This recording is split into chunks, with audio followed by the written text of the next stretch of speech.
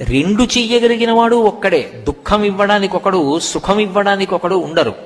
దుఃఖమిచ్చినా పరమేశ్వరుడే, సుఖమిచ్చినా పరమేశ్వరుడే. ఇది బాగా జ్ఞాపకం పెట్టుకోవాలి. అయినప్పుడు మనకి ఋషులు, దార్శనికులు వాళ్ళు ఏం చేశారంటే కాలమును విభాగం చేశారు. ఇలా కాలాన్ని విభాగం చెయ్యడం అనేటటువంటిది మీకు ఎక్కడా కనపడదు. ఒక అద్భుతమైన రీతిలో విభాగం చేశారు. ఒక సంవత్సరాన్ని ప్రమాణంగా తీసుకున్నారు.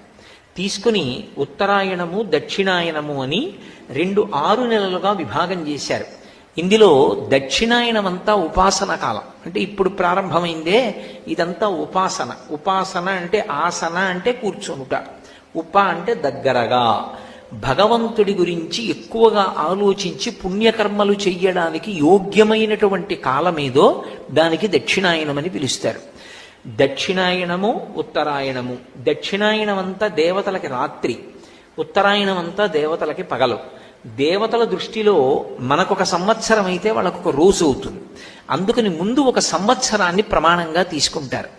సంవత్సరం ఉత్తరాయణం, దక్షిణాయనంగా విడిపోతుంది. మళ్ళీ ఈ దక్షిణాయనం, ఉత్తరాయణం 12 నెలలుగా